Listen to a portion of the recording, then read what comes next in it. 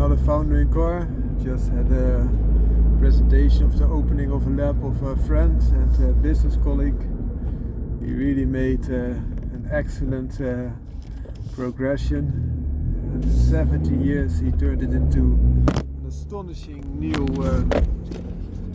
revelation.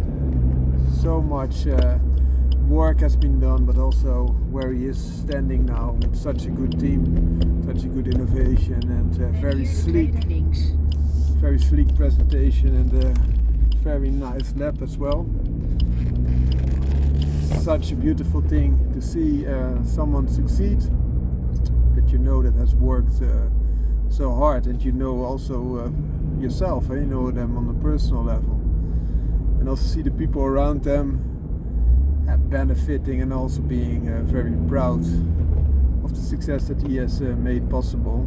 And in his wake also other people made quite a success. Some may even have a bigger success, but what he did today was really fantastic.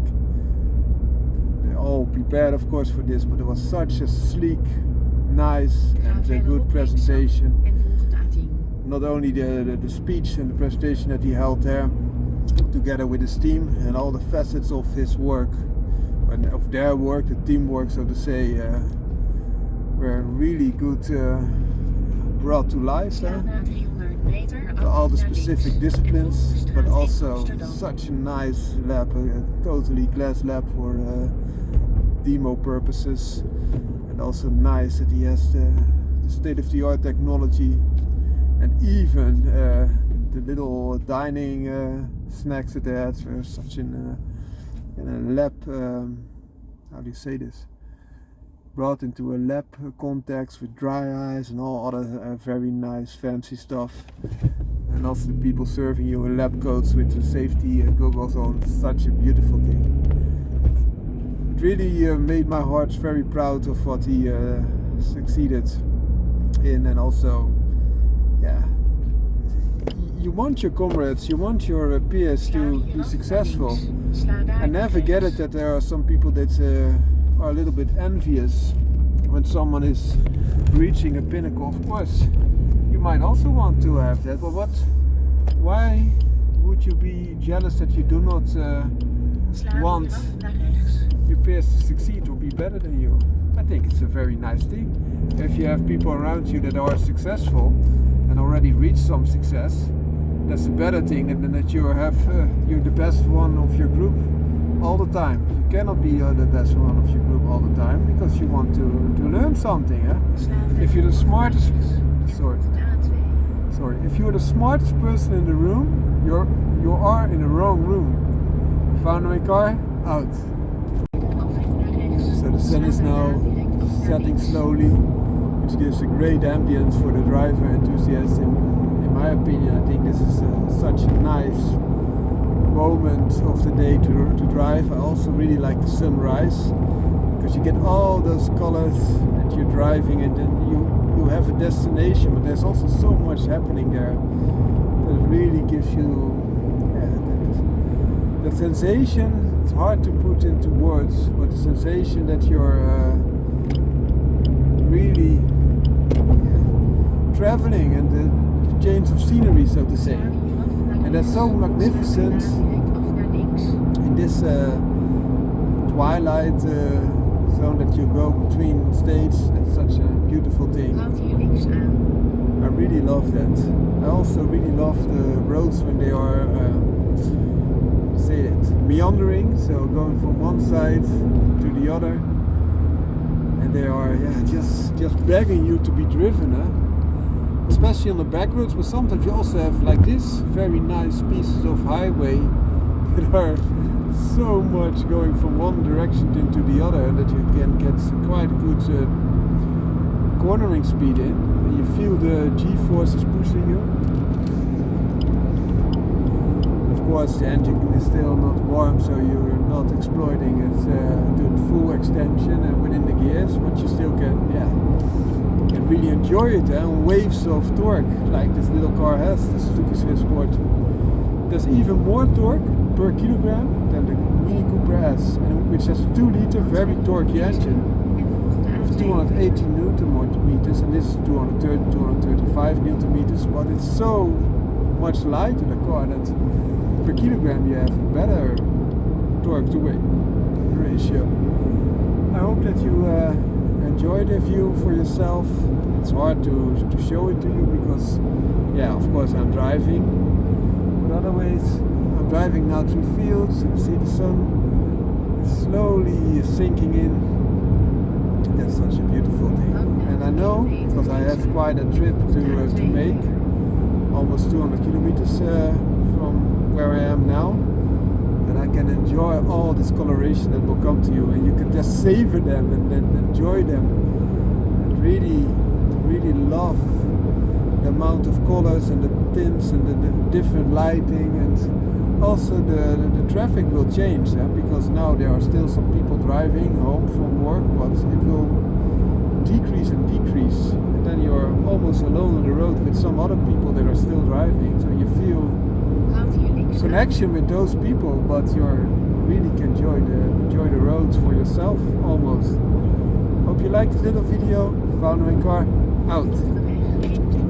So this video is about the safety system that are incorporated in the model year 2020 and onwards Suzuki Swift Sport, which is different from the Suzuki Swift Sport of the same generation, both being ZC33S, but the non-hybrid version, because they didn't have all the safety features. And what kind of safety features am I talking about? There's anti-collision warning, so it will even have an emergency braking system, which I had this morning because I had to wave through traffic in the street, that there was a car that perhaps would hit me head on, and I had to wave, of course, through the other part, because all the cars were parked like a zigzag pattern, as you can imagine.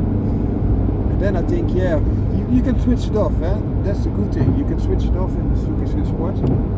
But then I thought, okay, it goes full in the brakes and full tilt mode, whereas you can still easily control that. But of course, this would have saved you if you were sleeping or something else occurred, or traffic in front of you is waving in your lane. This could be beneficial.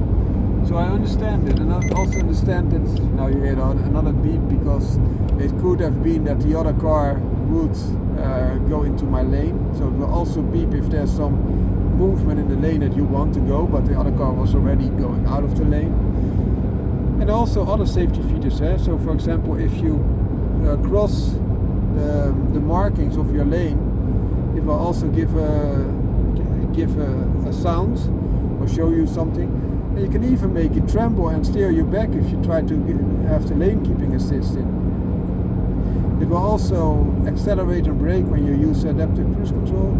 In my opinion, the normal cruise control is oftentimes already very good, so I don't have that much need for the adaptive one, but it has benefits, because if you combine adaptive cruise control and lane keeping assist on the highway, it essentially will drive itself to a degree. Of course, now and then it will ask again about if you are driving, are you really active and or do you know what is happening, but it will take a lot of the work out of your hands.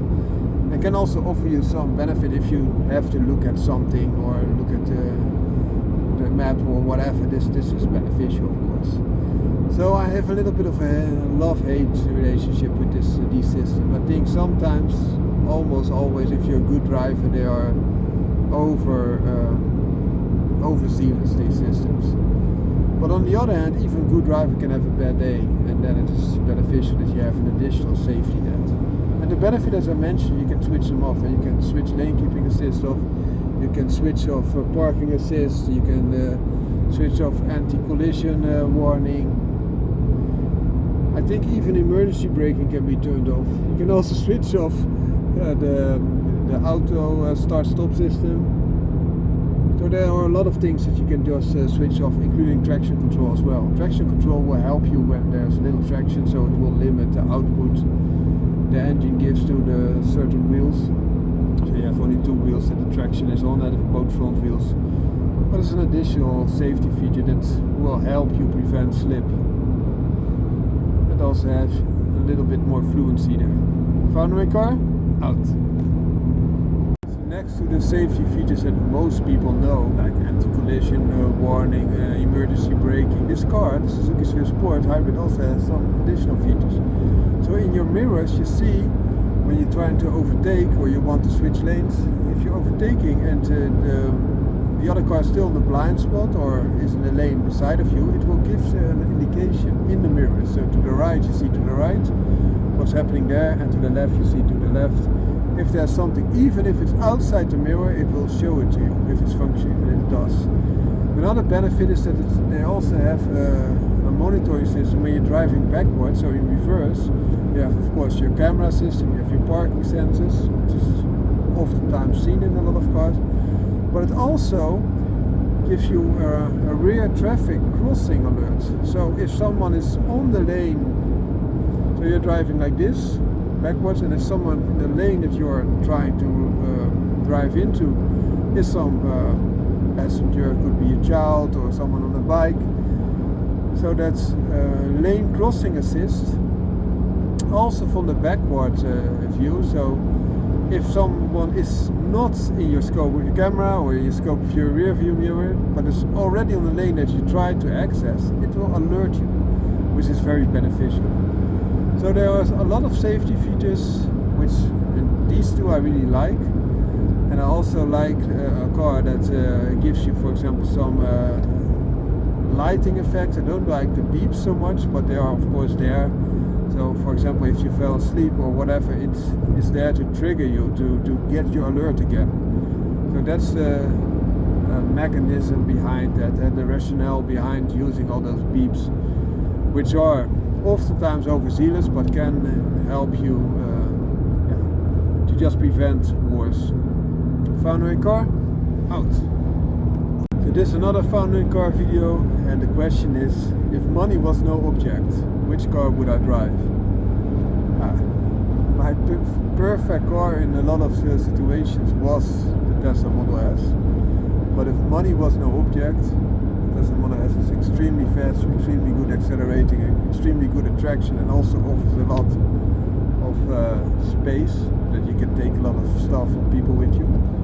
If money was no object and also the seating position was no object, I would opt for Porsche 911 Turbo S. And why not the GT3 or GT2? I like the all-wheel drive system. I think that's very nice. Turbo S is the overlord with the four-wheel drive systems. GT3 is naturally aspirated, which sounds beautiful. If I would go for the GT3, I would not go for the RS, but the GT3 Touring.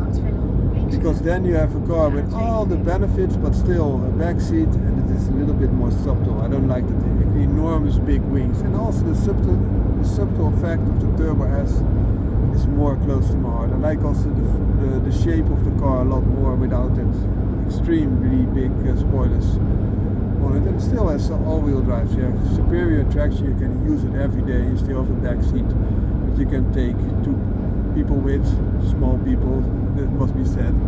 And you have of course the passenger seat, so you can transport with that car 4 people at most at one time. But if more from a personal view, if you look at what my personal situation now would be, it will be either Tesla Model S or Audi RS6.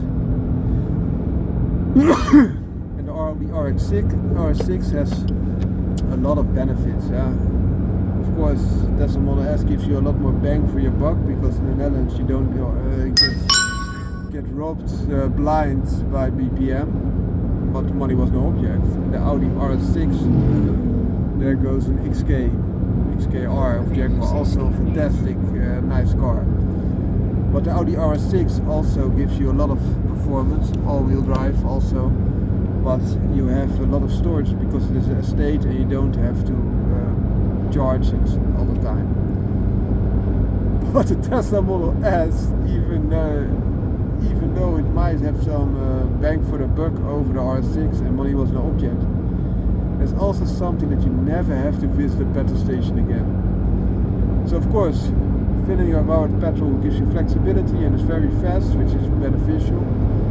But it's also beneficial that you never have to charge at a gasoline station anymore. You can just charge at home or at the superchargers. This is also very nice, but yeah, a little bit less flexibility, of course. And I also like the roar of the Audi RS6 a lot more. You still have a roomy 5-seating arrangement with a big estate functionality. So that would be my money no object car, and perhaps I would do a little bit of a tune to it to even get it faster as it is standard. But even in stock form, it's very, very nice. Hope this helps. And you might think, why not other more exclusive or exotic supercars? I do like them, but I also want some functionality that I can use them instead of only on certain occasions. And the cars that I mentioned still have some practicality and also are quite reliable. There's also benefits. Instead of Italian racing, Italian stallion type of thing, but also not that reliable, I don't like it that much. I want some reliability as well. Have a great day. Foundering car out. So another foundering car, and today we will discuss fruits. So this was strawberry, and we will discuss low-hanging fruits. So as you can see, I have easy access to this fruit, this strawberry.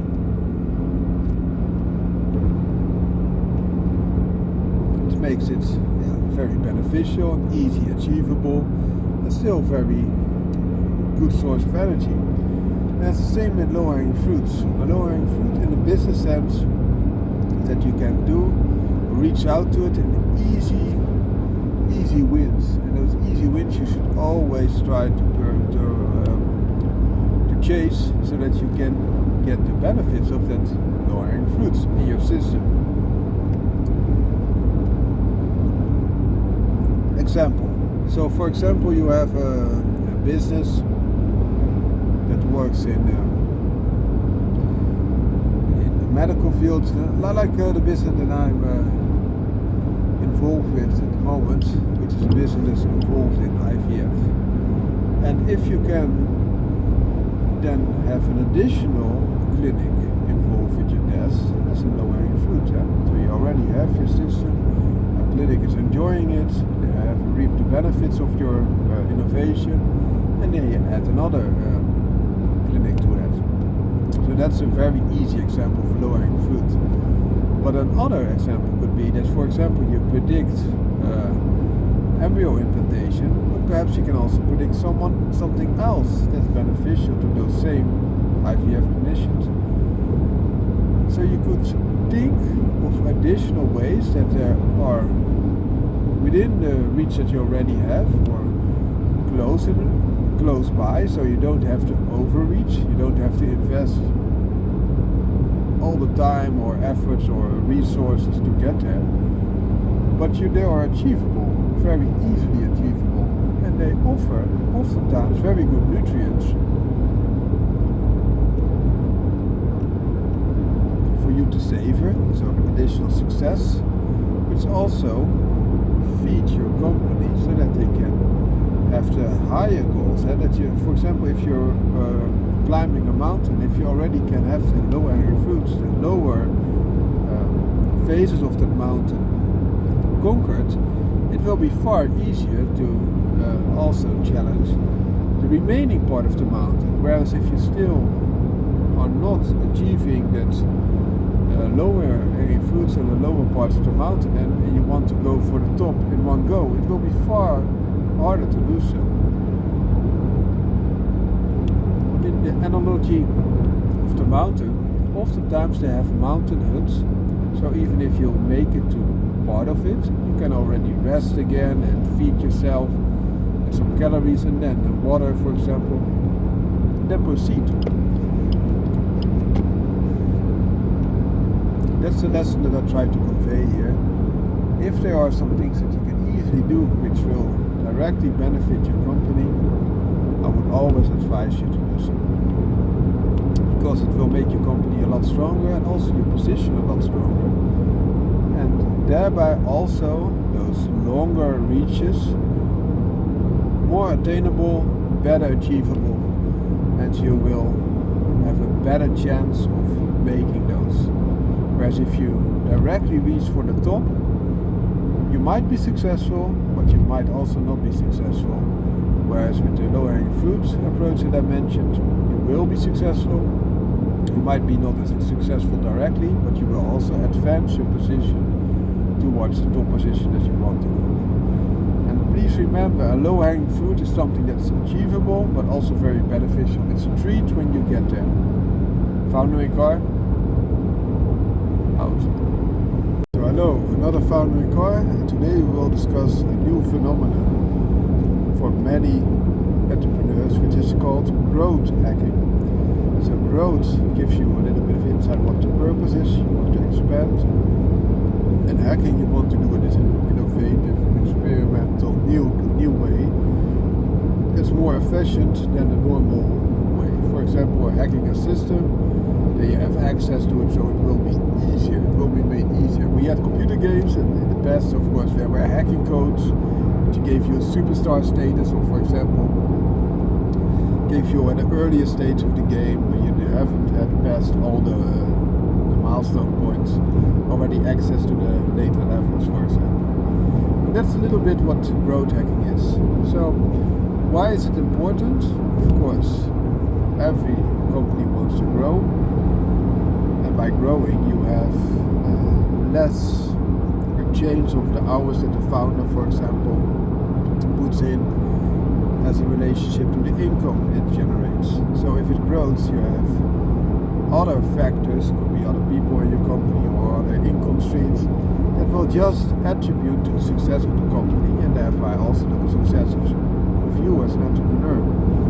And by growth hacking, you might do things in a different way, also the existing things that you already do, so that it saves you more time, so more efficient, for example. And when you have more time, you have also more possibilities to go to another direction and become again very innovative, and then you can unlock another potential income stream, but also broaden your company and the benefits that you can sit upon. The foundation of your company can become broader and more stable.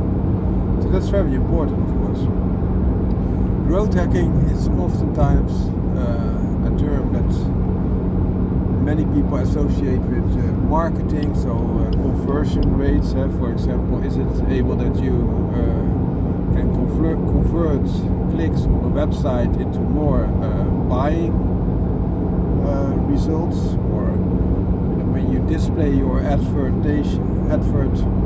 or your marketing material, that you get more response to it. So first of all, more clicks, so the exposure is translated into more clicks, that you get more in-depth exposure, and then, for example, also more buys. There's one example that you can grow in to make it more effective, and thereby granting you more income and therefore more possibility and more time also.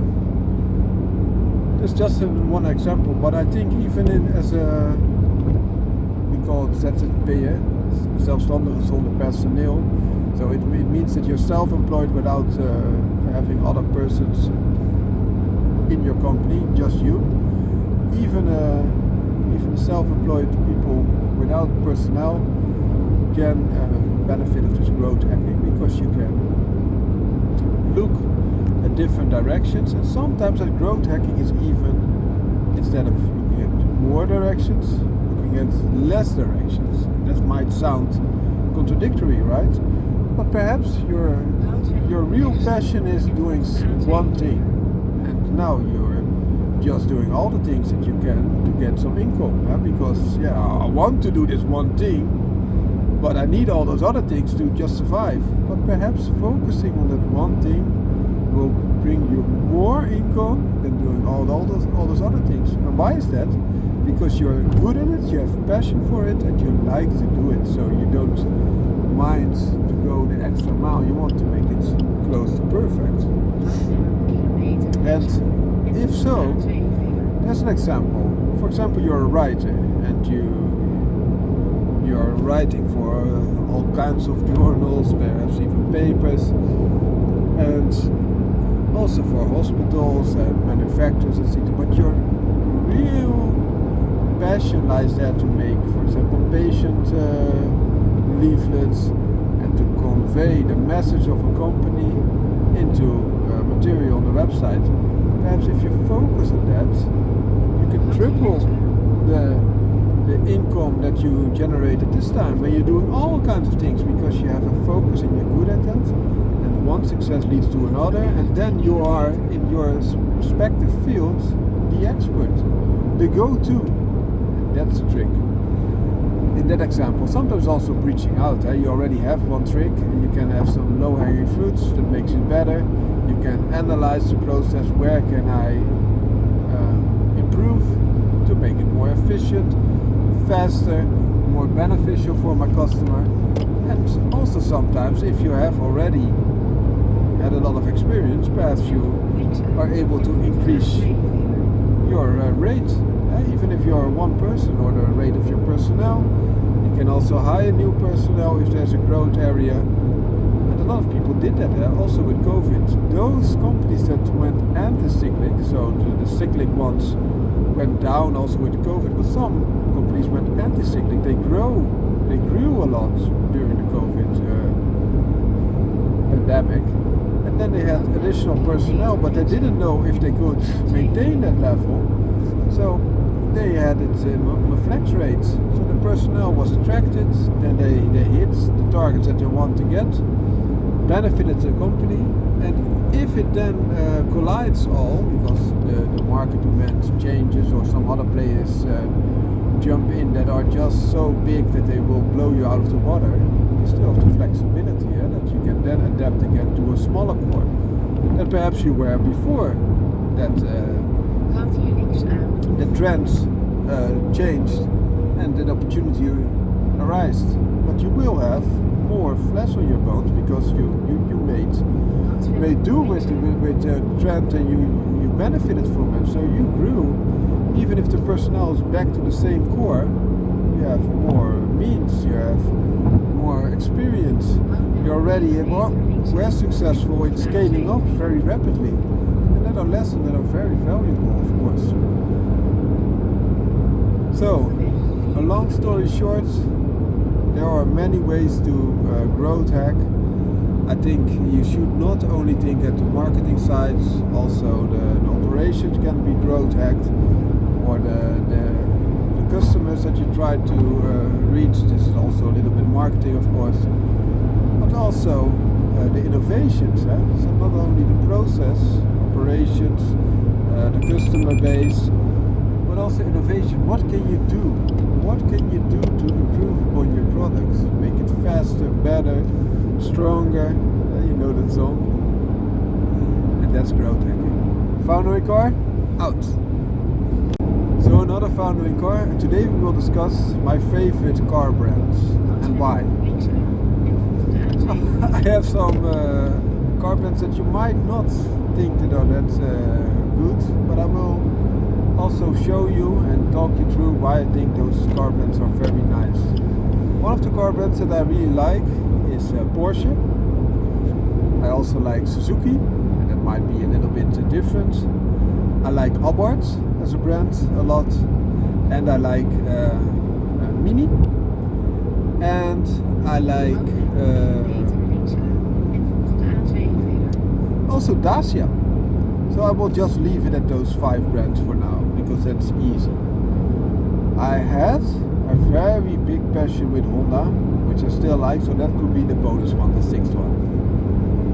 So first of all, why do I like Suzuki?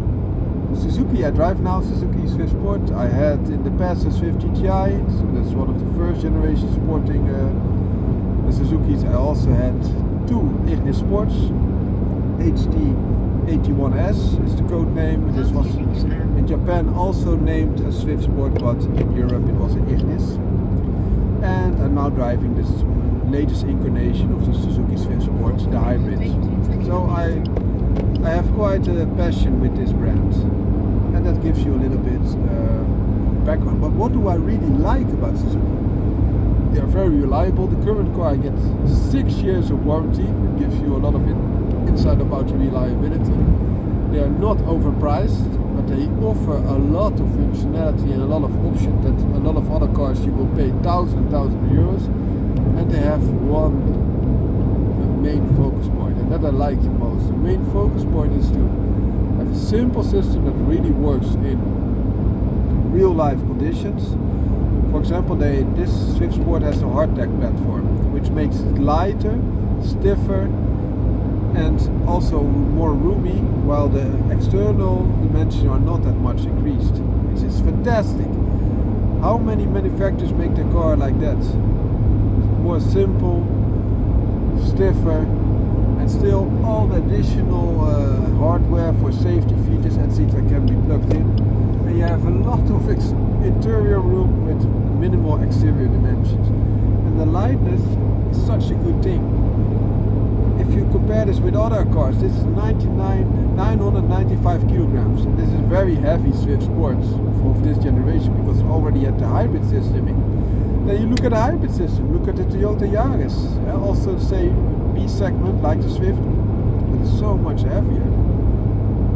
It's easy, almost 200 kilogram heavier. It also has a hybrid system. It has less horsepower.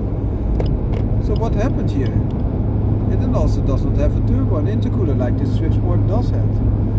So what they did, they only added what is really needed on the hybrid system. So a very small battery and a very small electric engine. It keeps the weight down. It's very simple. And the interior room is even better, especially at the back compared to the Yaris, while the car is a lot lighter. They have instead of the system that is applied in the Yaris, it's also very functional. It's an Atkinson cycle engine, which is really good in a hybrid system. It can really easily be shut off and started again. But this is, as the electric engine, is not an intrusive part. You just have the driver excitement. You don't have that shift between electric engine and internal combustion engine as you have in the Yaris. And you have a 6-speed gearbox, which I like also a lot. So driving pleasure is at the heart of this car. And they have this focus for the Swift. And it should be a joy to drive. And they have other cars that have a completely different focus field. But all of the cars in the current Suzuki lineup, and also the past very often, are very light. So you get a lot of fun out of that. And that I really like about it. Next to all the other points are already addressed. Then Dacia. Why do I like Dacia? Dacia is not a sexy brand, and you would be right. I think it's one of the most boring brands in many dimensions. But what they offer is tremendous value for money. A no-nonsense approach. And I think nowadays we are paying so much for simple transportation. That's a very nice breeze of fresh air. So therefore I also nominated Dacia. And you get a lot of car for your buck. And they even now have turbo engines. In the past I like the 1.6 110 horsepower engine also a lot. So those are two. I also mentioned Abarth, the Scorpion branded car manufacturer. It's just a Fiat with really big balls, so to say. And they had two models. I think they still have one, the 121, which is a Fiat stake on the Mazda MX-5, which was developed jointly, and it has a 1.4 turbo engine instead of the naturally aspirated engines the Mazda has. And of course the turbo, like this in the Swift Sports, offers tremendous tuning potential, which is beneficial. And also it has its own identity. And then when you look what Abarth made out of it, it turns the sound on 11. It's so brutal. The sound of an Abarth is in its class so magnificent, which I really like. And also they have their branding. How sexy can it be? We talked about non-sexy with Dacia, but Abarth oozes just sexuality to me. The Scorpion logo is spot on, very nice, and they have it around the car. It's not specific type of Fiat. It's just an entirely different brand. And if you look what they did with all those special versions of the 500 that are now called the 595 or 695, etc. And they even made the Biposto with what's like 60,000 euros or more in the Netherlands for a 500, the glorified 500 with only 2 seats. You must love them. They had a dog box into it to have this very nice shifting patterns, such high-tech materials.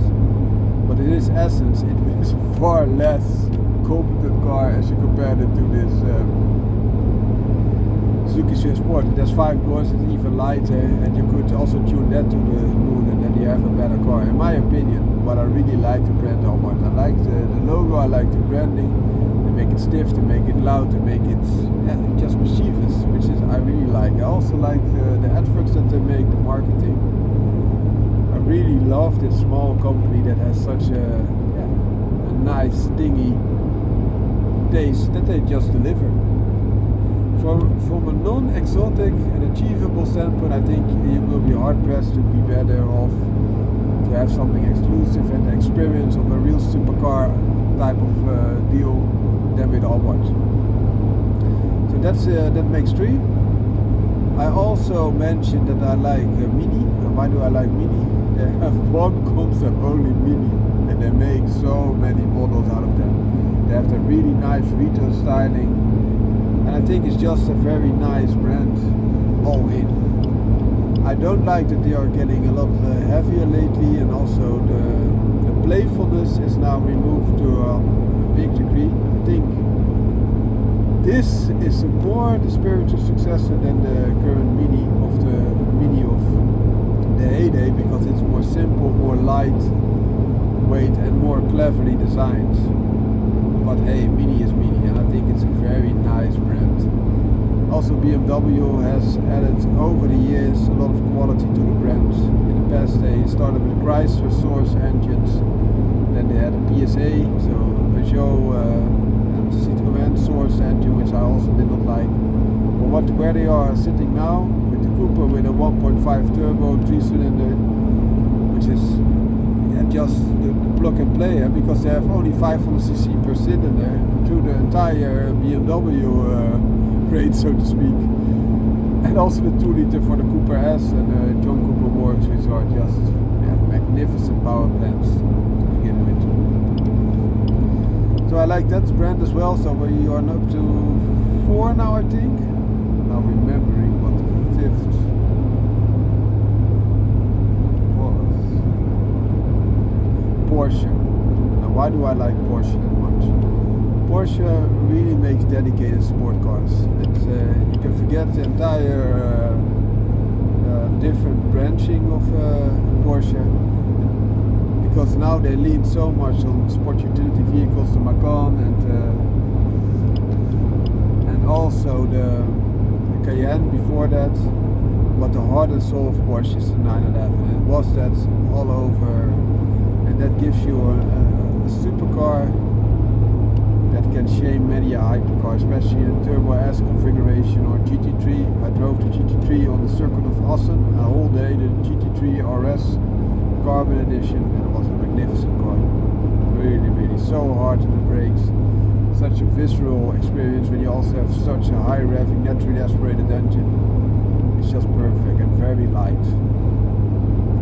So for me, when I say Porsche, I will say 911, but I also really feel that the Taycan, which is the electronic version now of the Panamera or 911, something in between, so smaller than the Panamera, which is also a very nice car for a sports sedan, and 911, a real sports car.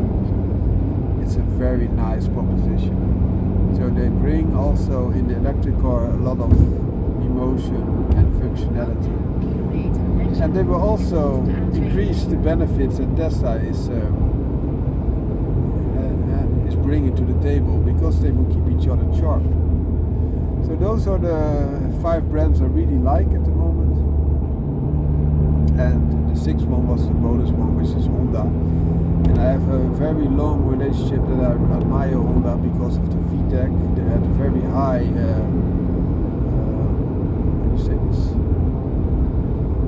High output per liter of displacement, but nowadays Honda is not anymore the king of displacement. So horsepower per liter is not longer the strong point of Honda, because they went turbo, and they had for a while over 100 horsepower per liter naturally aspirated form, and now they of course also have it in turbo form. Now the 2 liter pumps out 320 or more horsepower easily, but there are cars like the AMG A45S which have over 400 horsepower also out of a 2 liter 4-cylinder. So that makes, and the Honda in my example has 160 horsepower per liter in turbocharged form, whereas AMG A45S Mercedes has now 200 horsepower per liter. So they are no longer the king, and that's because the turbo makes it a lot easier to have high efficiency per displacement. But the revvy nature of Honda I really like, and I also like to point out that they have the Type Rs, which are excellent cars all over. I think this is such an excellent moniker of making a car light, strong and achievable, which really pulls on my heartstrings. Some other cars that brands that I really like include, of course, Tesla. I had them. I think they are very nice in their pioneering role. Also, the supercharging network, it's spot on, the best of the best. Also, if you look at the efficiency of the drivetrains, they are class leading, and also they have a lot of tech involved. And one more crucial point, they have Elon Musk. Elon Musk is such a magnificent specimen of a human. There's so many innovations, the leading force, such an excellent entrepreneur. He is out of this world. Sometimes even literally with the SpaceX program, Boring Company, also those the solar program that's now drawn into Tesla again. Yeah, I think he is beyond words, and I would I cannot do him justice in words, but I also like that brand, and I like the brand of Lotus as well, but now Lotus is transferring to Lotus 2.0, and they are leaving the way that they did it for such a long time by adding lightness to have very light and pure cars. And now they will also produce sport utility vehicles and will go to a heavier proposition, which is something I don't like that much, but hey, it's what it is. Another very small car brand that I really like is Segma. They make cars, so-called cars, they're more of kit cars, but they're produced in the factory. And I also had a Segma. They make such a nice car. I had a car with 4 wheels, disc brakes all around, so at the front and the back, and weighing only 380 kilograms. It was a Segma, and you could go flat out everywhere. Top speed without tuning was about 110 kilometers an hour, sometimes 120, depending a little bit on the inclination that you have to mitigate. But 110, even when you're going up the hill, was possible. But after the tuning, I think I could be reached 130, 140 kilometers an hour easily on 500cc, which was magnificent. Also very nice, pure driving experience. Caterham is a similar type of lightweight approach. Westfield similar. We also have Donkervoort as a Dutch pride. I like the design of Spyker and the TVR very much, but they are not that reliable, and both are almost constantly in a love and death scenario. So living and dying and being loved by the enthusiasts all the time. And another brand that I really like is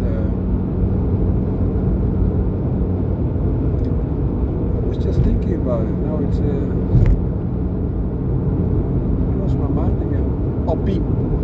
Beam now only has one model, the A110, which I really like. Also the original version, but that again brings you a lighter weight construction as compared to, for example, the Cayman, which is a competitor of Porsche, which I like a lot. That's a very good way to approach, in my opinion. It brings you so much more driving involvement, even if it's not faster. And another brand, and then I will close this rant, is that I really like. I just had it in my mind, and now it's phasing out a little bit. Yes, there it is again, Mazda. And why Mazda goes anti-cyclic? All manufacturers go towards turbo, and Mazda still has naturally aspirated engines. Only a few turbo engines now. They also made a rotary engine, which is perhaps being reintroduced. So the RX-7, RX-8 are renowned cars that had a rotary engine. Also they had the Cosmos, more of a sports sedan coupe, more seats than the RX-7 and the RX-8. RX-8 had also had suicide doors, which was very nice and out-of-the-box thinking. But if you really look into it, even the entry sport car, the MX-5, also known as the Miata Roadster, is an excellent car. It's in its essence a reincarnation of the Lot Ceylon, and they also even used the Lot Ceylon plans to make the first cars. But Lotus is an English brand, and then the Japanese perfected and made it reliable. So also that brand specifically pinnacling around that MX-5, Miata, Roadster, whatever you're calling it, is a very nice car brand that I really like. Hope this helps. Have a great day. Found Away Cars out.